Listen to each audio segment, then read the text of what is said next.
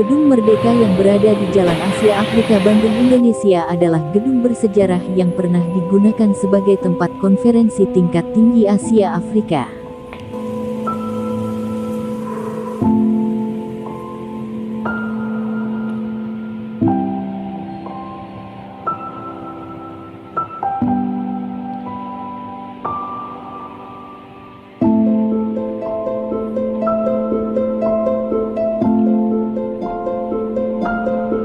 Jumat tanggal 22 Oktober tahun 2021, Ketua Umum DPP PPLHI Muhammad Nurman berkunjung ke Gedung Merdeka Asia Afrika bertujuan untuk bersilaturahmi dan ingin mengetahui sejarah-sejarah yang ada di Gedung Merdeka ini.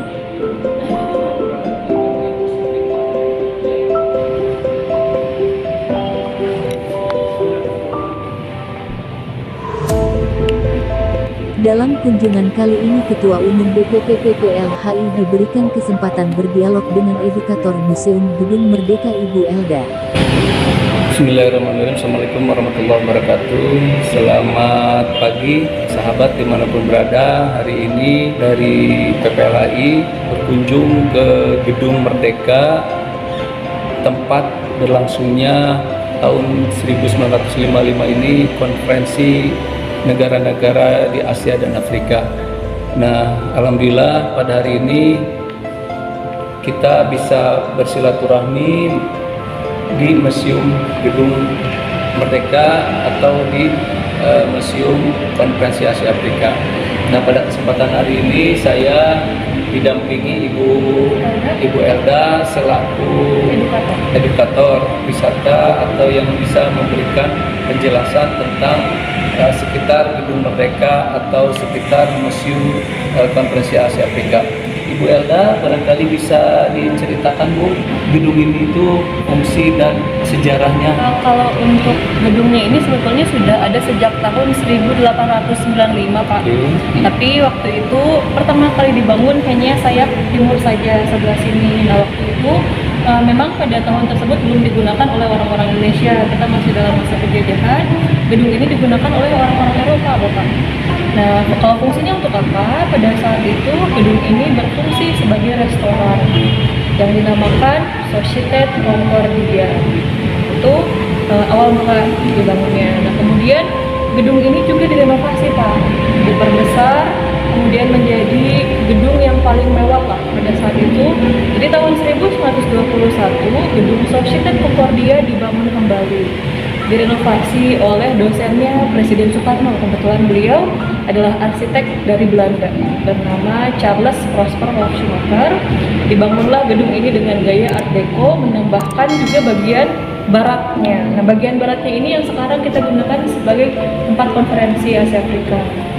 Pada masa itu gedung bagian barat disebut Schouwburg, digunakan sebagai tempat teater. Jadi ini restoran, teater. Nah, itu zaman penjajahan Belanda.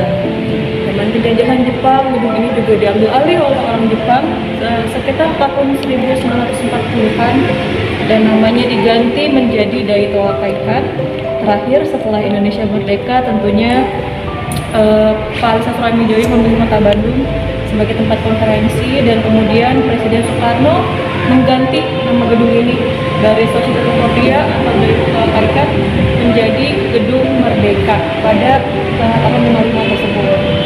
Nah, sampai saat ini gedung ini masih digunakan untuk museum, untuk kalau di bagian barat itu untuk pertemuan-pertemuan tingkat internasional dan juga untuk pelayanan begitu.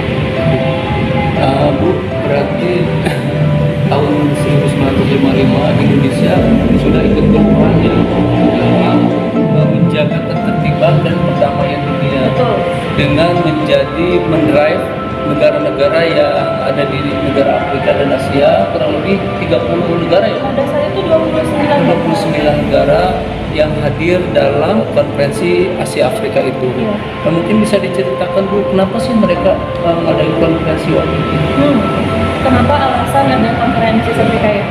Memang Bapak, pada saat itu setelah Indonesia merdeka, ternyata situasi di dunia ini belum juga mereda Bapak ketegangannya. Masih ada peperangan, masih banyak diskriminasi ras terutama di Afrika, dan juga masih adanya perlombaan persenjataan nuklir, sedangkan kan Indonesia kita nggak punya senjata yang sangat apa ya namanya canggih seperti itu. Iya, dan dikhawatirkan akan terjadi perang dunia ketiga kalau kita tidak segera meredakan ketegangan tersebut. Akhirnya Indonesia bersama 4 negara yang lainnya, yaitu India, Burma, Sri Lanka, dan Pakistan, mempunyai goodwill atau keinginan baik untuk melaksanakan suatu pertemuan yang tujuannya untuk meredakan segala ketegangan di dunia dan juga menghapuskan segala bentuk kolonialisme internasional. Nah, itulah latar belakang mengapa ada konferensi Asia Afrika. Berarti memang tahun 55 juga Indonesia sudah sangat berperan dengan 4 negara itu ya Bu ya. Betul. Untuk bagaimana memikirkan dunia ini terjaga dari perpecahan perang dunia ketiga, sehingga mereka memiliki keterpanggilan untuk menjaga ketertiban dan perdamaian dunia. Tentunya waktu itu masih Pak Soekarno ya Bu ya, memimpin kita, negara kita. Beliau ini luar biasa, merupakan pahlawan besar bangsa Indonesia. Bung Karno, Bapak Presiden pertama kita. Tentunya kita sebagai masyarakat bangsa Indonesia harus bersyukur memiliki pemimpin anak bangsa yang bisa membebaskan negara kita, bangsa kita menjadi bangsa yang merdeka, dan juga ikut mengajak kepada negara-negara lain khususnya di Asia Afrika untuk memikirkan juga dunia. Selain Indonesia, beliau berjuang, beliau juga ikut memikirkan dunia. Ibu barangkali dari konferensi Asia Afrika itu apa Bu yang dihasilkan? Ya, hasil yang paling kita kenal sampai saat ini dan prinsip-prinsipnya ini masih relevan dirasa relevan sekarang, yaitu Dasar Sila Bandung.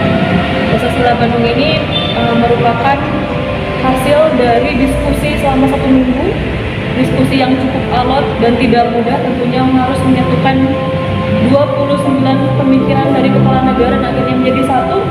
Itu memang Pak Ali Sastro Amijoyo, Perdana Menteri kita, beliau mempunyai peran yang sangat aktif dalam akhirnya menyelesaikan konferensi ini dan mengeluarkan sebuah kesepakatan yang dinamakan dengan Dasar Sila Bandung. Nah, dampak positif lainnya setelah lahirnya Dasar Sila Bandung itu juga ternyata konferensi ini berhasil melahirkan negara-negara baru, Kak. Jadi nggak hanya ngobrol-ngobrol aja, nggak hanya rencana-rencana aja, tetapi 10 tahun setelah konferensi Asia Afrika, akhirnya 36 negara berhasil merdeka. Sebagian besar dari Afrika, ada dari Asia juga seperti Malaysia dan Singapura. Kemudian dampak lainnya selain negara-negara merdeka, ada juga gerakan non-blok. Yang pada saat itu memang itu karena Indonesia menganut politik bebas dan aktif, artinya bebas, tidak memihak blok manapun. Nah, akhirnya lahir gerakan non-blok untuk menengahi ketegangan antara blok barat dan blok timur, dan juga lahirnya konferensi-konferensi yang lainnya untuk mahasiswa, jurnalis, negara-negara Islam dan yang lainnya. Jadi memang konferensi Asia Afrika itu memiliki nilai-nilai yang sangat besar ya Bu ya, dalam ikut merubah negara dunia tentunya.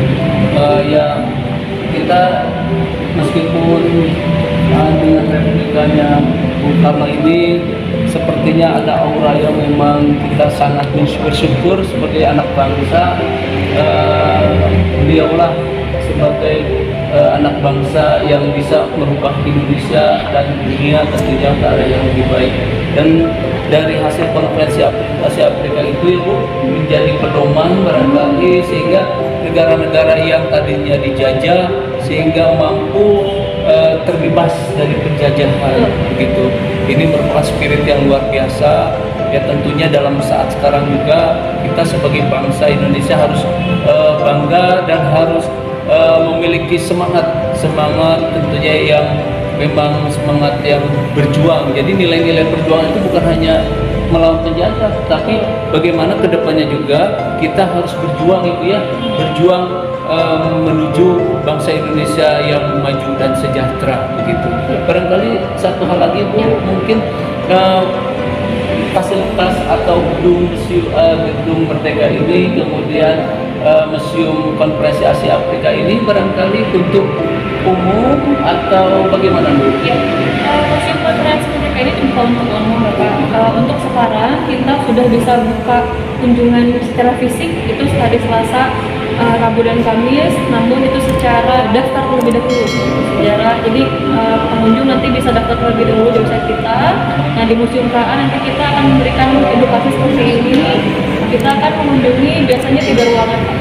Pertama ruangan pameran. Nah, di ruangan pameran ini kita bisa melihat koleksi-koleksi 2 dimensi dan 3 dimensi tentang konferensi Afrika. Kemudian kita biasanya juga masuk ke ruang audiovisual, namun karena sekarang masih pandemi, jadi ruang audiovisualnya ini masih tutup. Akan tetapi tidak perlu khawatir, para pengunjung masih bisa menyaksikan pemutaran film tentang KA di ruang utama Gedung Merdeka, yaitu ruang konferensi. Bu, kalau museum ini sendiri direnovasi kapan? Tahun 2005, Pak. Kalau ini sudah direnovasi. Iya, iya. Nah, artinya mulai dibuka kembali baru 1 minggu ini, berarti setelah pandemi barangkali. Iya, setelah pandemi kita hampir 2 tahun tutup. Oh, betul. Tapi meskipun kita kunjungan fisiknya ditutup, tetapi kunjungan daring kita selalu banyak, Pak. Baik sahabat pemirsa di seluruh Indonesia, baru saja disampaikan bahwa untuk Gedung Merdeka dan khususnya Museum Konferensi Asia Afrika ini sudah mulai dibuka ya Bu ya, secara offline. Artinya masyarakat Indonesia bisa berkunjung ke sini untuk diberikan sebuah edukasi atau informasi-informasi sejarah bangsa Indonesia khususnya terkait dengan Konferensi Asia Afrika. Baik Ibu Helda, terima kasih atas bincang-bincang pagi hari ini dengan Ibu. Terima kasih, semoga saja bincang-bincang kita terkait Konferensi Asia Afrika ini bisa bermanfaat buat masyarakat seluruh Indonesia. Hatur nuhun Ibu Helda. Assalamualaikum warahmatullahi wabarakatuh.